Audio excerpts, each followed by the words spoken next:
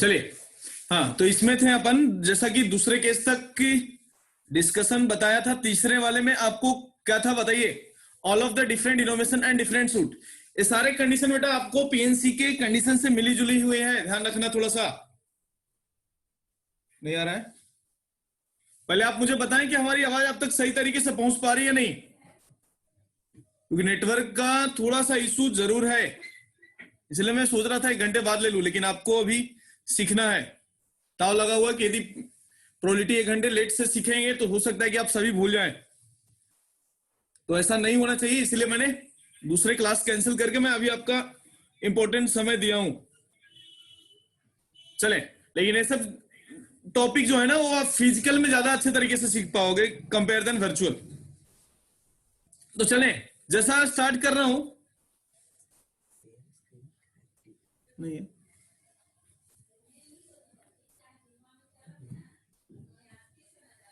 एक मिनट,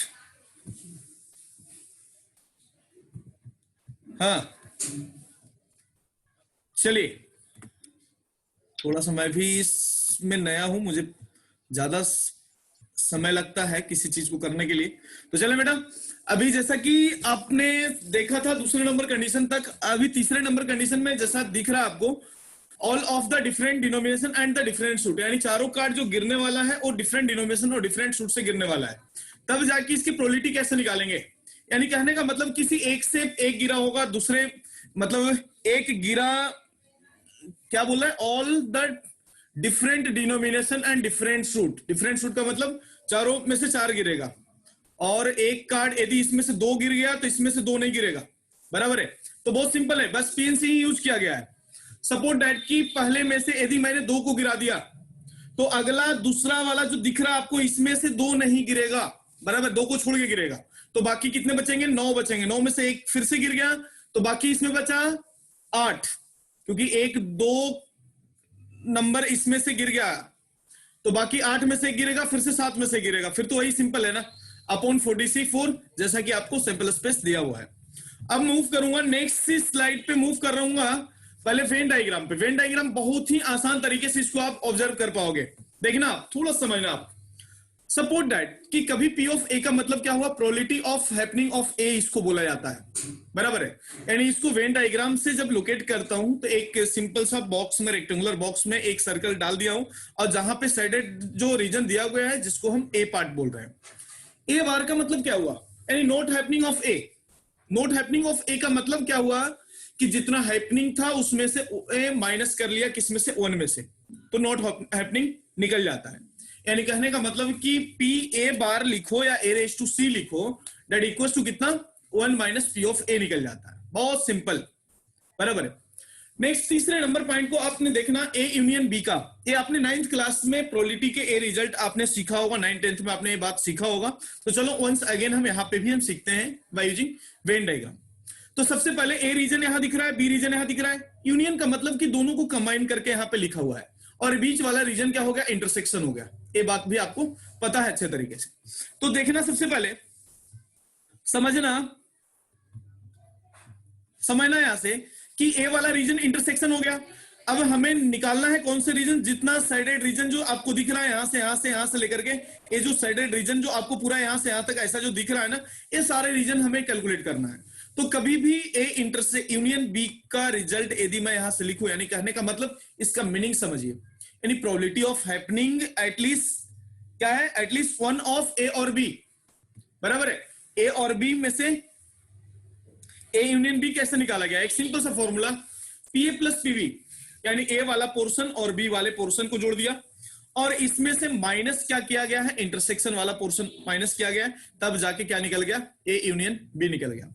यदि आप इसको आप एलएचएस में लेके चले जाते हो तो यहां से एक और भी रिजल्ट, इसी से दूसरा रिजल्ट बन जाता है। इसको इधर करने के बाद ये आपको हमेशा ध्यान में रखना चाहिए, ये रिजल्ट, क्योंकि बहुत काम का चीज है ये रिजल्ट, ध्यान रखना प्रोबेबिलिटी में खास करके।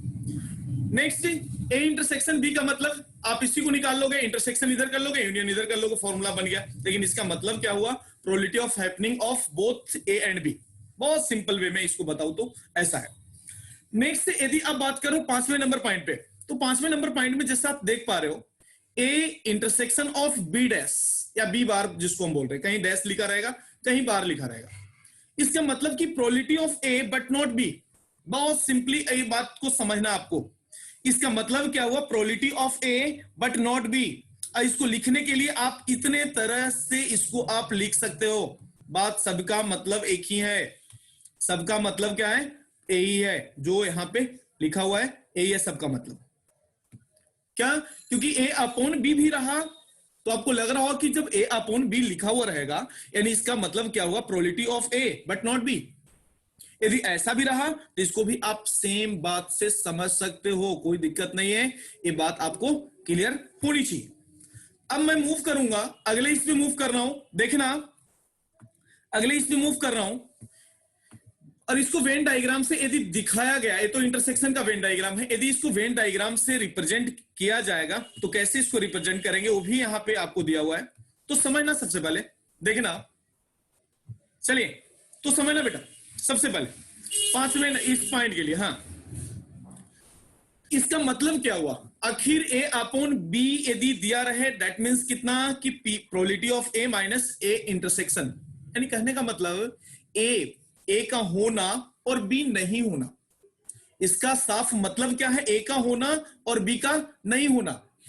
ए चित्र में आपको जैसा कि दिख रहा है, ए वाला इधर है, ए इधर है, बराबर है, और बी वाला इधर है, this is the B, this is the subset, एक इसका सबसेट है, बी का सबसेट है, यानी ए का होना बी का नहीं होना।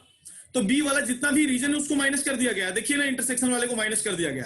तो इसका फॉर्मूला यदि आपसे कोई पूछा इसका फॉर्मूला क्या निकलेगा, या कहीं कहीं ए ना पूछ के डायरेक्टली ए पूछा जाता है, ए अपॉन बी का मतलब क्या हुआ, तो आपके रिजल्ट बहुत सिंपल तरीके से बन सकते हैं, this is the answer of this, यानी इसके रिजल्ट बन जाते हैं।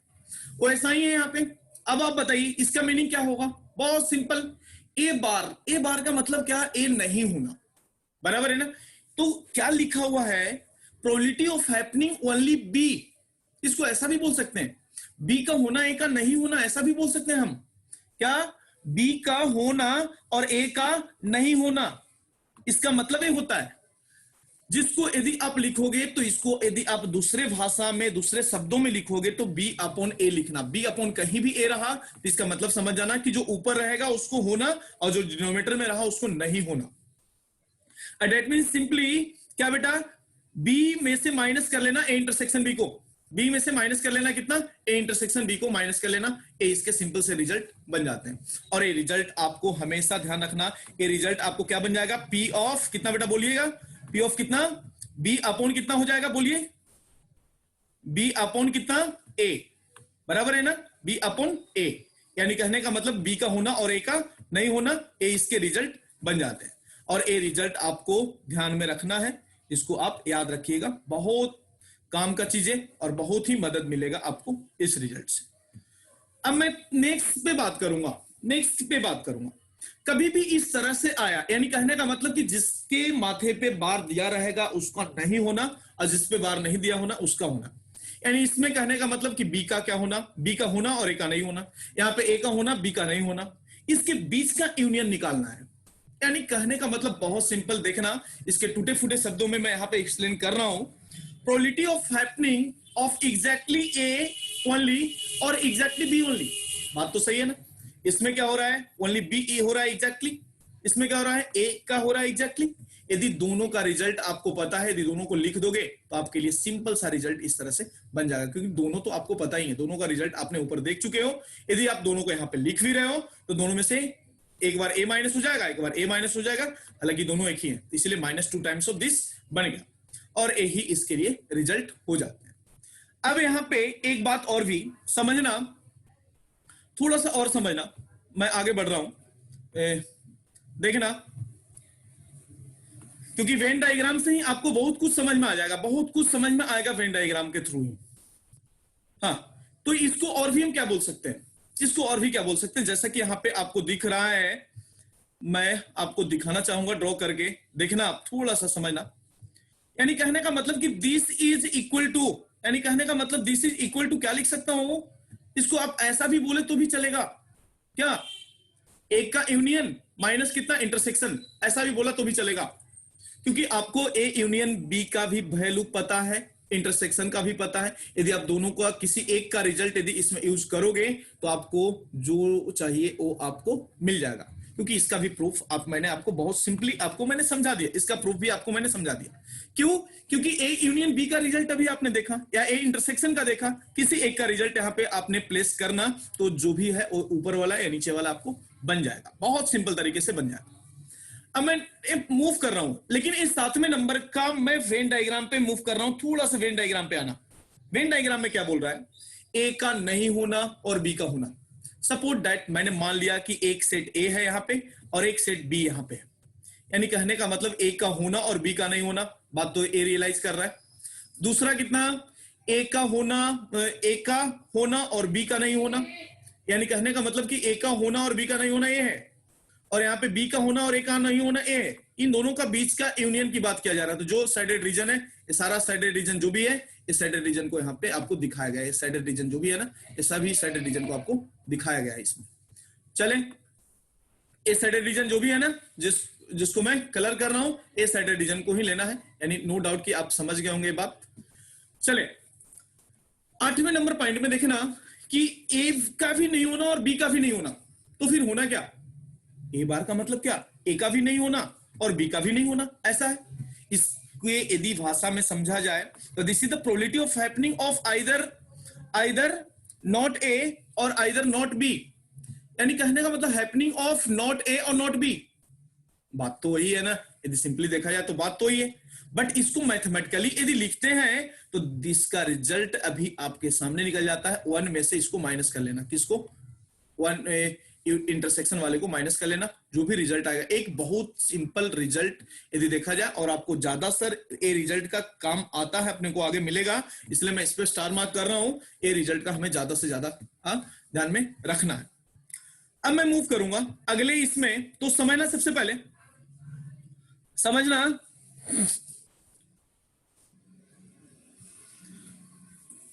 हाँ बेटा, पहले आप एक कंडीशन समझ लीजिए। कंडीशन समझने के बाद आप आसान से निकाल सकते हैं। एज ए रिजल्ट इसको यूज करना है कृष्णा, एज ए रिजल्ट इसको यूज करना है।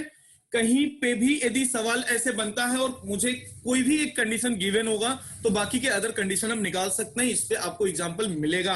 पहले आप एक कंडीशन को समझ लीजिए, फिर मैं आपको असाइनमेंट दूंगा, उसके सारे क्वेश्चन आपको लगाने हैं, आएगा आपको। तो पहले आप एक कंडीशन को समझ लीजिए, बराबर है। अब मैं मूव करूंगा, आगे की तरफ मूव कर रहा हूं, समझना, देखना आप। नेक्स्ट में तीसरा 9वें नंबर पॉइंट जो है, ए बार इंटरसेक्शन बी बार, यानी ए बार इंटरसेक्शन बी बार रहा, तो आपको ए रिजल्ट भी आपको ध्यान में रख लेना, ए रिजल्ट भी आपको ध्यान में रख लेना, क्योंकि बहुत सिंपल तरीके से इसको आप बना सकते हो। ए इंटरसेक्शन बी बार का मतलब क्या हो जाएगा? इंटरसेक्शन का रीजन ए हो जाएगा, बराबर है। ए बार का मतलब क्या हो जाएगा? पहले यदि मैंने ए सेट को ए मान लिया तो ए बार का मतलब कि पूरे में से ए को माइनस कर लेना, ये बात आप जानते हो।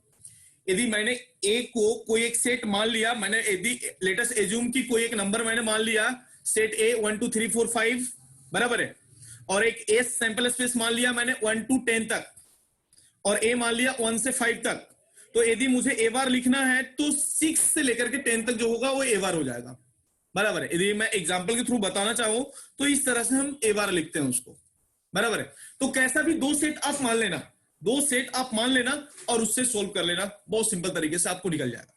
लेकिन अभी जो सिलेबस, जो अपडेटेड सिलेबस, उसमें मैं आपको एक जानकारी और भी दे दूं। ये जितने भी वेन डायग्राम के थ्रू जितने सारे सवाल जो बनते थे ना, अभी उसको जेई के सिलेबस से रिमूव कर दिया गया है। लेकिन मैं आपको बता देता हूं कि बाकी जेई के बाद भी यदि कोई सवाल, कोई एग्जाम यदि आप दो, उसमें यदि रिमूव नहीं हो तो आपको ये बात सीखना भी जरूरी है आपके लिए। तो चलें, अब मैं 10वें नंबर कंडीशन पे मूव कर रहा हूं। 10वें नंबर कंडीशन का मतलब क्या हुआ, देखना आप, समझना। यानी कहने का मतलब कि b minus A that is equal to B upon A, यानी बी का होना ए का नहीं होना, बात तो सही है। बी बट नॉट ए, ये तीनों का मीनिंग भी तो एक ही है ना। ये तीनों का मीनिंग क्या है? एक ही है, कोई दिक्कत नहीं है, क्योंकि जो ऊपर में रहेगा उसका होना और जो नीचे रहेगा उसका नहीं होना, ए तो रिप्रेजेंट करता है ए अपॉन बी। तो चलें, ये जानकारी आपको मिल गया, ये बात आपको क्लियर हो गया। अब मैं मूव कर रहा हूं 11 नंबर पॉइंट पे। हाँ, 11 नंबर भी पॉइंट जो है ये भी बहुत इंपॉर्टेंट है, इसका प्रूफ भी नीचे दिया हुआ है, लेकिन चलो प्रूफ पे भी आएंगे अपन। लेकिन सबसे पहले ध्यान रखना, कि A union B union C का मतलब क्या, यानी कहने का मतलब ए वाला रीजन देखो, ए का पूरा सेट ए है, बी वाला पूरा सेट इधर है, सी वाला पूरा सेट इधर है, तो इनके कंबाइंड रीजन यदि मैं बात करूं, यूनियन की बात कर रहा हूं, नहीं यूनियन की बात कर रहा हूं, तो यूनियन तो पूरा जितना सॉरी जितने रीजन है इधर इधर जो रीजन आपको दिख रहे हैं तीनों में से ये हो गया यूनियन, बराबर है। तो देखना सबसे पहले कैसे ये बनाया गया है, मैं इसका सबसे पहले तो मैं इसको जो अंडरलाइन करूंगा, ये आपको याद रख लेना है, इंटरसेक्शन वाला नहीं यूनियन वाला फॉर्मूला के लिए आपको ये याद रख लेना है, याद रख लेना। प्रूफ भी मैं आपको बताऊंगा जैसा कि किया हुआ है नीचे। समझना सबसे पहले कि कभी भी A union B union C का मतलब किया हुआ P A P B P C minus सभी के इंटरसेक्शन, दो के इंटरसेक्शन की जितने पॉसिबिलिटी है सबको इंटरसेक्शन कर लिया, फिर प्लस ऑफ कितना A intersection B intersection C. याद रखना कितना सिंपल है, रिकॉल कर लो, A union B union C रहा तो क्या करेंगे सर, तो P A plus P B plus P C हो जाएगा।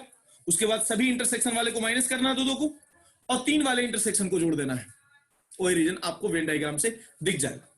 और प्रूफ करना भी बहुत सरल, जैसा कि आप इसके प्रूफ भी देख पा रहे होंगे नीचे क्या प्रूफ में दिया होगा, क्योंकि मैंने अब आपको ऑलरेडी इसके पीडीएफ सेंड कर रखा हूं, आपके पास ऑलरेडी अवेलेबल है, थोड़ा सा लिखना नहीं है आपको, बस समझना है और सवाल लगाने हैं। समझना इसको, यदि मैंने मान लिया लेटेस्ट एज्यूम डी, यानी पी यूनियन विथ डी करना है, और पी यूनियन डी का फॉर्मूला ऑलरेडी आपको पता है, ये मैंने यहां से लिख दिया, और डी का बात तो आपको पता है ना, यूनियन बी यूनियन सी की बात है, बराबर, डी के साथ भी ऐसा लिख दिया।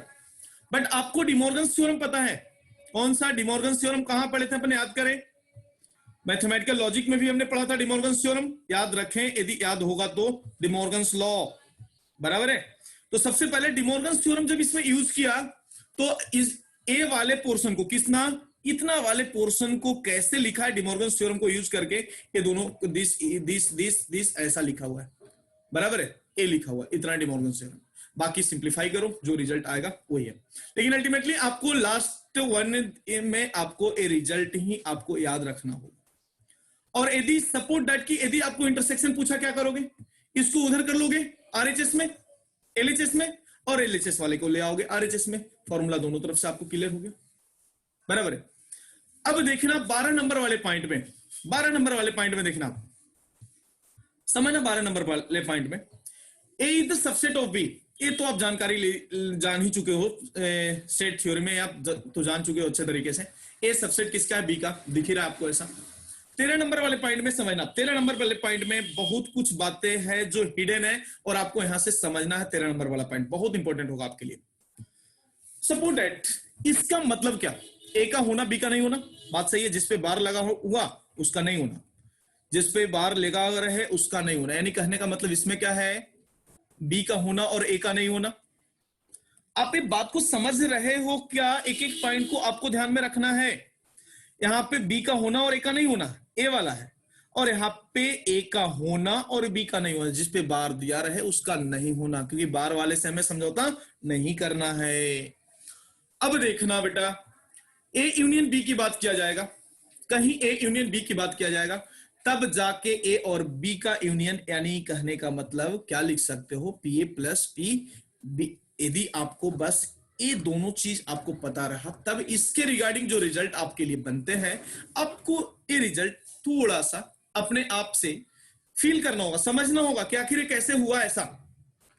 यूनियन बी की बात है ना, अब खुद से समझिए, ए सेट इधर है, बी सेट इधर है, दोनों का यूनियन हमें लेना है, तो क्या करूं, पी ए प्लस पी और बी में ए का नहीं होना, बी में ए का नहीं होना, बात सही है। यदि आप इसको ऑब्जर्व करोगे तो आप आसान तरीके से बना पाओगे, सारा सेट थ्योरी का जानकारी है, प्रोबेबिलिटी तो बस एक बहाना है, प्रोबेबिलिटी तो बस एक बहाना है बेटा, बट ये सारा सेट थ्योरी के ही रिजल्ट बन रहे हैं, सिंपल, पूरा सेट थ्योरी के रिजल्ट बन रहा है। नेक्स्ट, अब इसमें भी देखो ए यूनियन बी की बात किया जा रहा है, तो इसको और भी लिखोगे तो 1 माइनस कितना, ए यूनियन बी का क्या कॉम्प्लीमेंट्री, यानी डैश, डैश देते हैं तो पता है ना कि इंटरसेक्शन बन जाता है।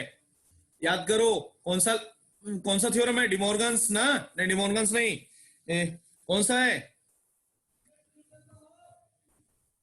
हाँ। तो देखना सबसे पहले इसमें इसी पॉइंट को यदि यूनियन लेंगे तो दिस माइनस दिस, बट एक बात को थोड़ा सा बेटा मैं अभी आपको एक्सप्लेन तो कर देता हूं, लेकिन आपको खुद से फील आना होगा, खुद से इस स्लाइड को एक बार वंस अगेन अपने आप से ऑब्जर्व करके कि आखिर ये कैसा हुआ, ये अपने आप से थोड़ा सा समझना होगा, अपने आप से थोड़ा समझना होगा, क्योंकि याद करके आप पार नहीं पा सकते हैं, कितना याद करोगे आप, लेकिन ये बात आपको थोड़ा सा फील लाना होगा अपने आप से, ध्यान रखना।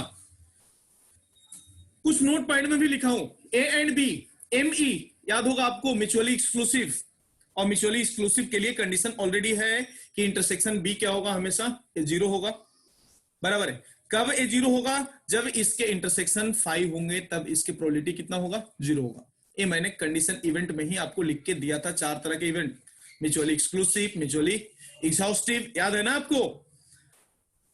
अब देखना, जब यदि इस तरह से रहा, म्यूचुअली एक्सक्लूसिव रहा, कभी भी इवेंट यदि म्यूचुअली एक्सक्लूसिव रहा तो ए यूनियन बी जब निकालना होगा तो दोनों को हम ऐड कर लेते हैं, दोनों को हम क्या करते हैं, ऐड करते हैं। अब जब ए और बी वाला इवेंट यदि एग्जॉस्टिव हो, एग्जॉस्टिव का भी मतलब मैंने बता रखा हूं, पीछे का स्लाइड को थोड़ा सा ओपन करें। अब यहां पे देखना, तब जाके ए यूनियन बी का प्रोबेबिलिटी कितना, 1 बन जाता है। यानी कहने का मतलब कि इसका मीनिंग बहुत क्लियर शब्दों में मैं आपको बताऊं तो बहुत सिंपल तरीके से आप इसको समझ सकते हो कि कभी भी कोई भी सैंपल स्पेस का प्रोबेबिलिटी हमेशा 1 होते हैं, ये ध्यान रखना। प्रोबेबिलिटी ऑफ एस यानी सैंपल स्पेस, जिसके प्रोबेबिलिटी कितना होगा, हमेशा 1 होगा। क्या है, 1 होगा, ये ध्यान रखना। बट ए एंड बी क्या होना चाहिए, एग्जॉस्टिव होनी चाहिए। ये छोटी छोटी जानकारी है, लेकिन आपको हमेशा कहीं ना कहीं कंसेप्ट में यूज होता ही है, डायरेक्टली यूज होता है। तो चले, हाँ, अब ये रिजल्ट पे मूव कर रहा हूं मैं, इस रिजल्ट पे मूव कर रहा हूं, और ये शायद से लग रहा है कि ये आखिरी स्लाइड है, और भी है, चले और भी है, तो चले। हाँ, समझना, अब इसमें समझना 3 इवेंट वेन डायग्राम वाला, ये बात समझना आपको, 3 इवेंट वाला वेन डायग्राम।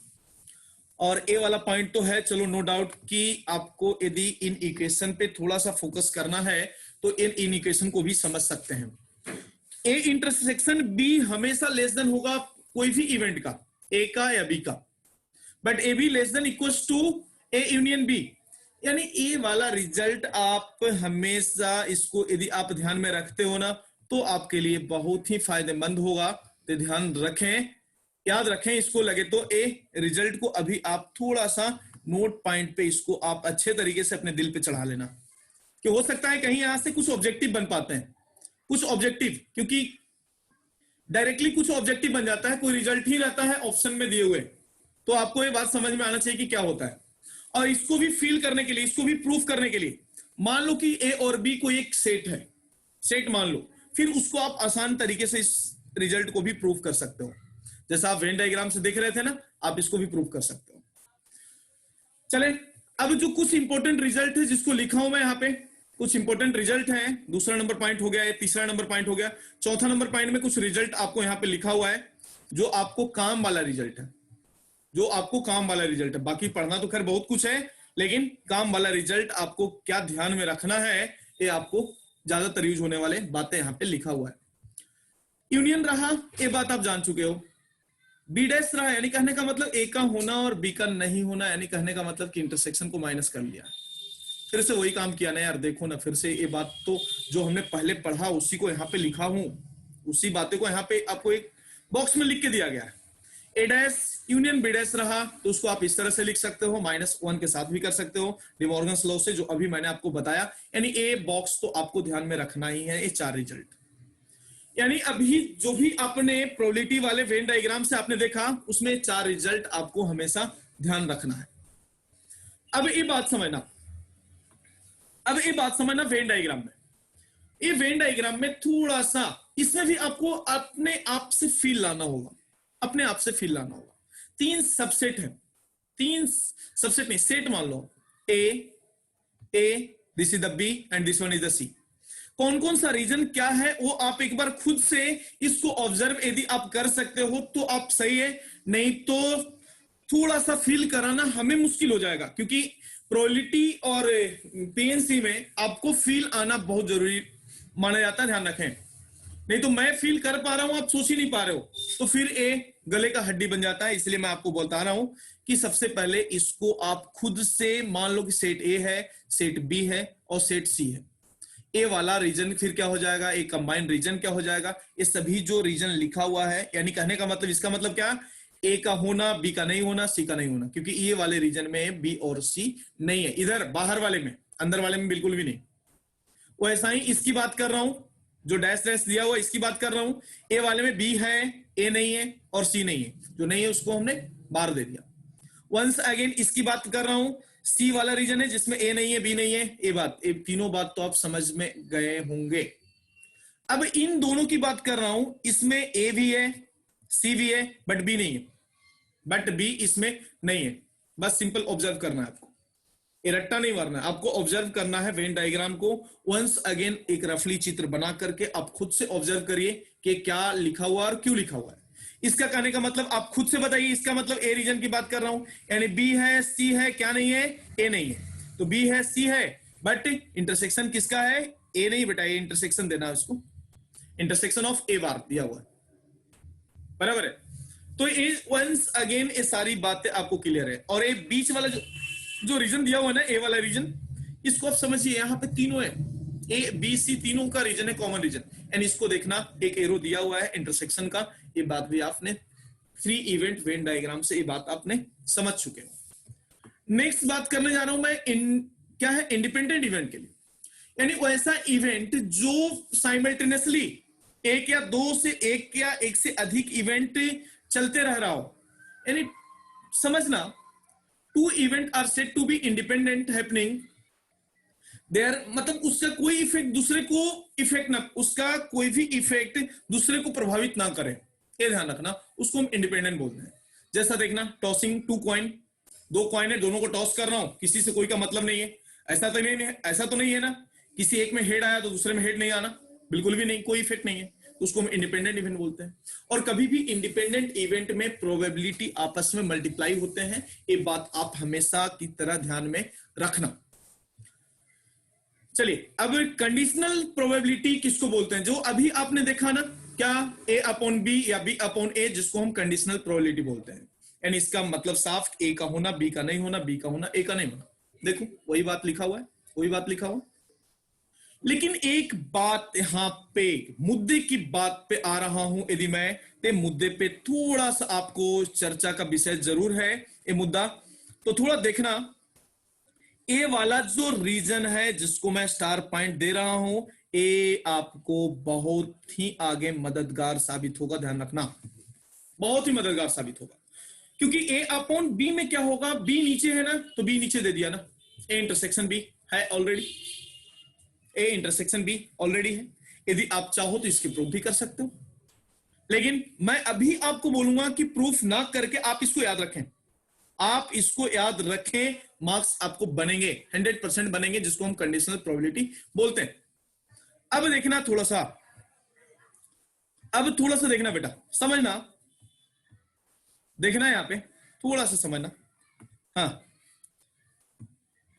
अब कुछ, हाँ नेक्स्ट स्लाइड है, एक और भी है, ठीक है ना। अब वो ऐसा ही दिया हुआ है, पेयर डाइस इज रोल्ड, वो जो कंडीशन थे, वो कंडीशन से आप सवाल को समझना, बहुत आसान है। गेटिंग ए टोटल 10, यानी कहने का मतलब कि 13 minus x upon sample space, ये वाला रिजल्ट ऑलरेडी है, ये बात आप सीख चुके हो, ये मैंने बता चुका हूं पहले भी आपको। नेक्स्ट है generalize multiplication theorem, generalize multiplication theorem जो अभी मैंने आपको बताया, बस ये 2 बातें आपको ध्यान रखना है, ये दोनों बातें आपको ध्यान रखना है। जब बी होगा नीचे तो नीचे बी देना, बराबर है, और जब ए रहेगा नीचे तो क्या होगा, डिवाइड करोगे तो देखो ना ए निकल जाएगा। और जब ये 3 बातें रहा तो क्या करना है, बस जो आपको डब्बे दिख रहे हैं ना, ये डब्बे आपको लर्न करने हैं, अभी लर्न करने हैं, बिल्कुल भी रट्टा मार लेना है, सीधा रट्टा मारना कि ऐसे हैं, फिर आपको सवाल लगाने का मजा ही कुछ अलग आएगा, क्योंकि ए रिजल्ट इसका यूज भी है और ए भी रिजल्ट है, इसका भी रिजल्ट है, ए भी रिजल्ट आपको ध्यान में रखना है, ए भी रिजल्ट आपको ध्यान में रखना है। क्योंकि प्रोबेबिलिटी में आप सारी चीजों को प्रूफ में जाओगे ना, थोड़ा सा गंदगी ज्यादा हो जाता है, ये ध्यान रखना, गंदगी ज्यादा होगा। यदि आपको थोड़ा सा गंदगी से बचना है और आपको एग्जाम में क्वेश्चन को लगाना है, तो आप ये सारे रिजल्ट पे ध्यान दीजिए, ये रिजल्ट आपको ध्यान ऑन में रहना चाहिए, बाकी आप बहुत कुछ काम कर सकते हो, ध्यान रखना। एक कंडीशनल प्रोबेबिलिटी के मल्टीप्लीकेशन थ्योरम जो होते हैं ना, यही दोनों मल्टीप्लीकेशन थ्योरम इसके लिए। तो नोट पॉइंट में आखिर क्या लिखा हुआ है, नोट पॉइंट में क्या लिखा हूं समझना। नोट पॉइंट में दो इंडिपेंडेंट इवेंट है, हाँ जी, टू इंडिपेंडेंट इवेंट है। कभी भी दो इंडिपेंडेंट इवेंट का मतलब क्या होगा, ऐसा है यानी बी अपॉन ए का मतलब बी का होना ए का नहीं होना, और जब इवेंट ही इंडिपेंडेंट है तो ए का कोई जिक्र करना ही नहीं चाहिए। इधर देखो नहीं है यहाँ पे, बस बात को समझो। यहाँ पे ए का होना बी का नहीं होना, कि जो नीचे होता है उसका नहीं होता है, वो पिक्चर में नहीं होता है, तो मैं उसको हम लिखते भी नहीं। और जब ए एंड बी यहाँ पे दो इंडिपेंडेंट इवेंट है तब की बात है ऐसा। और जब ए और बी दोनों म्यूचुअली एक्सक्लूसिव है तब क्या होगा, then they does not have any common point but independent event में अकर्स, ठीक है ना। If two event A and B simultaneously mutually exclusive and independent event, then it that at least one of them is impossible event. बस ये बात को समझ, ये बात को ध्यान में रखना, आपको ध्यान में कैसे रखना बस समझना है आपको। क्या है, कभी भी ए और बी यदि म्यूचुअली एक्सक्लूसिव इवेंट हो, म्यूचुअली एक्सक्लूसिव इवेंट हो, यानी इसका मतलब क्या हुआ, do not have any common point, यानी ए और बी के बीच में कोई कॉमन पॉइंट नहीं है, यानी कहने का मतलब इंटरसेक्शन नहीं है। बट इंडिपेंडेंट इवेंट में बट ये दोनों क्या है, इंडिपेंडेंट इवेंट, बट ये दोनों इंडिपेंडेंट इवेंट हो सकते हैं, म्यूचुअली एक्सक्लूसिव है, दोनों के बीच में कोई कॉमन पॉइंट नहीं है, लेकिन क्या हो सकते हैं, इंडिपेंडेंट इवेंट हो सकते हैं और भी। बराबर है, तो यार लिखने की क्या बात है, तो बात समझने की है। नीचे क्या दिया है, if two event A B simultaneously mutually exclusive और independent event, then it at least one of them is impossible event. और जब दोनों साइमल्टेनियसली म्यूचुअली एक्सक्लूसिव है और इंडिपेंडेंट इवेंट है, तो ये बात समझना कि उसमें से कौन सा भी एक रहेगा वो इम्पॉसिबल इवेंट होगा, इम्पॉसिबल इवेंट होगा। बस इसको एक एक पॉइंट को आपको समझना है, एक एक पॉइंट समझना है। ये आ गया आपका प्रोबेबिलिटी थ्योरम, ये आ गया आपका प्रोबेबिलिटी थ्योरम, जिसमें देखना है कि even E2 E3 up to En ये क्या है, म्यूचुअली एक्सक्लूसिव इवेंट है एंड म्यूचुअली एग्जॉस्टिव इवेंट है, बराबर है। तब जाके एक रिजल्ट बनता है प्रोबेबिलिटी में, जिसको हम बोलते हैं probability of EI into probability of E upon EI। यहाँ पे E का होना EI का नहीं होना, ये बात आप समझना, क्योंकि इसका यूज आपको मिलेगा यार, क्या डिस्ट्रीब्यूशन में मिलता है, जिसको देखना आपको आपके स्टेट बोर्ड में, आपके स्टेट बोर्ड के बुक में होगा probability distribution.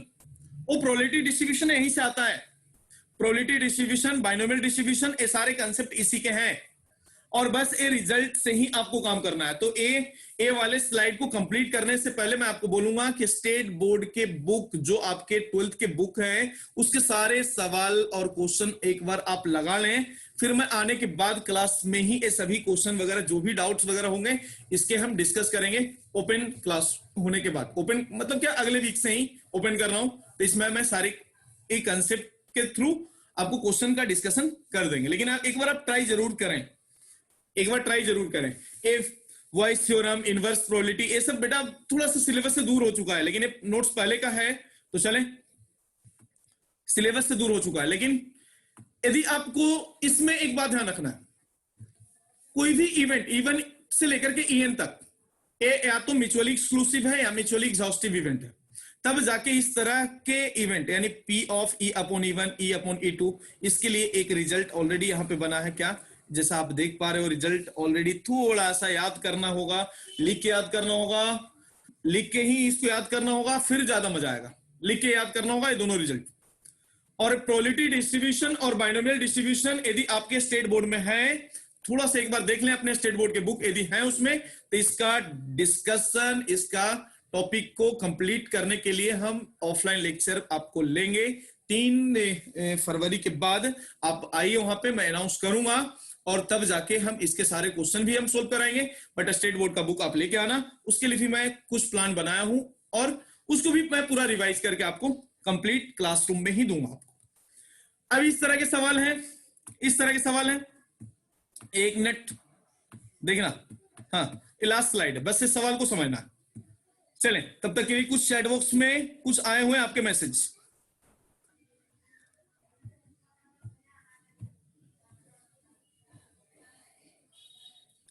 Thirty first exam है? हाँ बेटा, दोनों एग्जाम में हर कोई जान चुका है यार, एग्जाम है तुम्हारा केवीपी भाई। दो आप बिंदास दो, बस सवाल लगाओ। कृष्णा आप सवाल लगा नहीं रहे हो, बस खाली एग्जाम एग्जाम बोल रहे हो। जितना एग्जाम के बाद में आप बता रहे हो उतना में आपको प्रिपरेशन करना है, थोड़ा सा दम लगा के मेहनत करना है। कितना बचा बेटा? ऑफलाइन बेटा शुरू हो जाएगा अभी नेक्स्ट वीक से। नेक्स्ट वीक से यानी कहने का मतलब मैं 4 तारीख को से क्लास पे अवेलेबल रहूंगा, ये ध्यान रखना। और जिसका केवीपी बाई का एग्जाम है थोड़ा खूब मेहनत करें, 2-3 दिन का समय है, मेहनत करिए, मेहनत खूब मेहनत करिए। और किसी ने फॉर्म फिलअप किया है केवीपी बाई का, कृष्णा को छोड़कर और कोई है? बेटा ध्यान रखना, इसमें बायो भी होता है सब्जेक्ट ना, बायो का भी रहता है, ये भी रहता है। थोड़ा सा जितना हो सके उतना करना, बराबर है? हाँ, और हाँ उसका वैल्यू सेट्स में भी था। हाँ बेटा था कृष्णा। चले, और किसी का कोई डाउट, कोई कंफ्यूजन? कोई डाउट, कोई कंफ्यूजन? हाँ, ओनली 3 सब्जेक्ट देना है, बढ़िया बेटा। तो आपका क्या फिजिक्स केमिस्ट्री मैथ है ना? आपके 3 सब्जेक्ट ही होंगे ना, physics chemistry math. Bio skip किया, गुड, सही है। फिर बेटा मेहनत करिए, खूब मेहनत करिए। प्रीवियस ईयर क्वेश्चन पेपर है क्या कृष्णा आपके पास, केवीपी वाई का जो एग्जाम आप दे रहे हो? जो भी एग्जाम जिसका दे रहे हो, कृपया कर मैं आपसे पहले बताऊंगा कि एक बार आप प्रीवियस ईयर के क्वेश्चन को थोड़ा सा ध्यान में रखना, जरूर रखना बेटा, प्रीवियस एग्जाम को ध्यान में रखते हुए, क्योंकि